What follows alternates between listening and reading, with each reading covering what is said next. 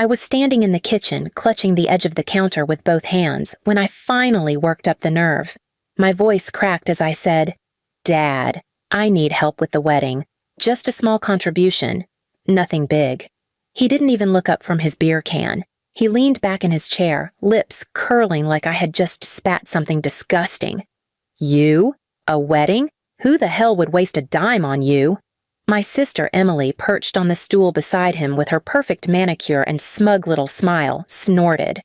"She probably thinks she deserves flowers and a dress. Dad, don't even start. This is pathetic." Please subscribe to our channel and tell us in comments from where are you watching this video? I swallowed hard.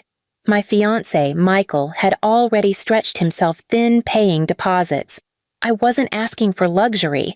I just wanted my family to stand beside me like they always promised they would. "Please," I whispered. "It doesn't even have to be much. Just—" That was when he stood up. His chair screeched against the linoleum floor, the sound drilling into my chest. His face was red, not from the beer, but from the contempt he always saved just for me. "You ungrateful leech," he spat. "You take up space, you breathe my air, and now you want my money? Money I earned?" Emily laughed, clapping her hands like this was the best entertainment she'd had all week. "Tell her, Dad. Tell her where she belongs." I backed up, pressing my palm against the counter to steady myself, but he came closer, towering over me. Before I could move, his boot slammed into my stomach. The air left my lungs in one violent burst, and I collapsed to the floor, gasping. He didn't stop. Another kick landed sharp, brutal, aimed to break not just my body but my spirit. "Stay down there!" he roared, his voice shaking the walls. "That's where you belong, on the floor, beneath us." Emily's laughter rang above me like shattered glass. "Perfect," she sneered. "She actually looks right down there." I curled into myself, arms around my stomach, choking back tears. I wanted to scream, to fight back, but my body wouldn't move. The pain radiated through my ribs, through my spine, until I thought I would pass out. And yet, the worst pain wasn't physical. It was the realization that this wasn't a moment of rage. This was what they believed, that I was worth less than nothing, that my pain was their entertainment. When Mom finally entered the kitchen, she didn't rush to me. She didn't even flinch. She glanced at me lying on the tile like I was a spilled drink, then turned to Emily and said, "You'll make such a beautiful bride someday. Don't let your sister's failure distract from your glow." My vision blurred, my hands shook, and in that moment, something in me shifted. I stopped begging. I stopped pleading for love that was never going to come. I lay on that cold floor, tasting blood in my mouth, listening to Emily's cackling and Dad's muttered curses. And I thought, one day, they're going to regret ever putting me here. I didn't get up right away. My ribs screamed every time I tried to breathe too deeply. Dad finally stomped off toward the living room, muttering, "Pathetic waste of skin," like it was his favorite lullaby. Emily followed, still giggling, and I stayed on the floor until the ache dulled enough for me to drag myself up. That night, Michael called. His voice was soft, worried. "Did you ask them?" I hesitated. My throat tightened. "Yeah. They said no." I couldn't tell him the truth. Not yet. I couldn't tell him that my father had tried to break me in half while my sister applauded. Shame wrapped itself around me like a chain. I just said, "We'll figure it out. Don't worry." The next days blurred. Every time I crossed paths with Dad, he smirked like he'd won something. Emily wouldn't let it go either. She'd whisper loud enough for me to hear, "Don't trip over your dress. Oh, wait, you won't have one." Or she'd lean over her phone and laugh. "Guess you'll just show up in rags, huh?" That'd be fitting.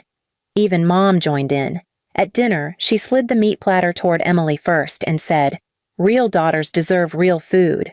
Then she looked at me. "You're used to scraps anyway."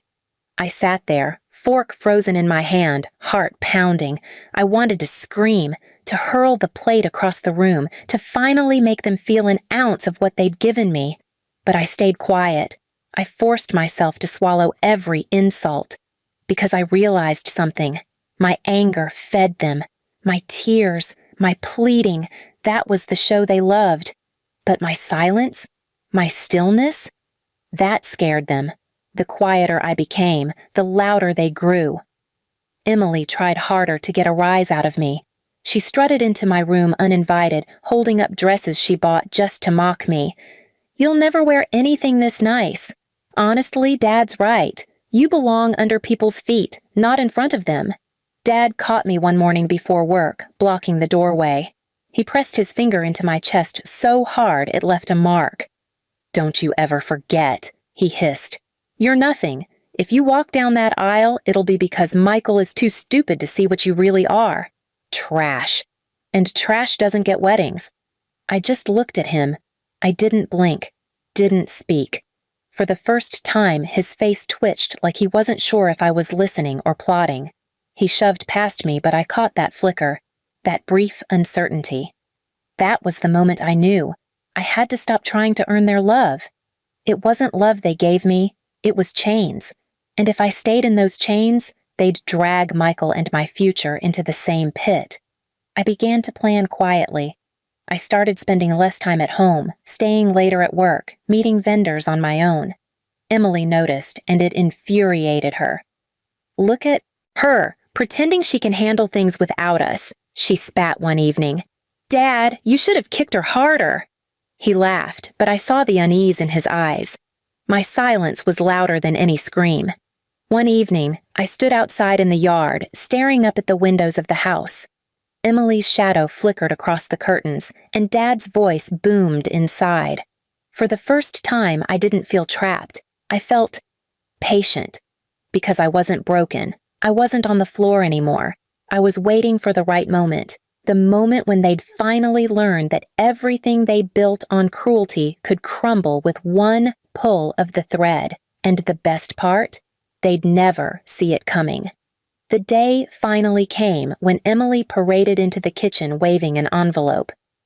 "Guess what, Dad? Tyler proposed. We're going to have the biggest, most beautiful wedding this town has ever seen."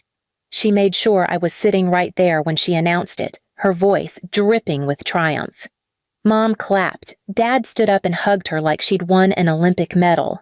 Then his eyes cut to me. "See? That's how a real daughter does it. Not like you begging for scraps." I didn't argue. I just sat still, my hands folded. But inside, my plan clicked into place. Emily's wedding became their obsession. All the money, all the attention, all the pride was thrown at her. Dad maxed his credit cards, Mom worked extra shifts. Every ounce of effort was poured into showing off that Emily was the jewel of the family. I watched silently, letting them believe I was crushed, forgotten. They never noticed how carefully I was watching. The night of her rehearsal dinner, Michael and I were already seated, because I had arranged the venue myself, months earlier, under Emily's nose. She didn't know the contract for the hall had her name on it, but mine on the payments. I had paid for the booking quietly, with every overtime shift and every side job I could grab. And when she waltzed in, expecting to be the star, she froze. The staff greeted me by name. The head server asked me, "Would you like us to bring out your cake now?" Emily's eyes darted to me, wide and confused. "What? What is she doing?" she snapped at Dad. "This is my night." I stood slowly, microphone in hand, heart pounding but steady. "Actually, Emily, no. This is mine. This is our night." Michael slipped his arm around me, steady as stone. "This is my wedding reception. Tonight."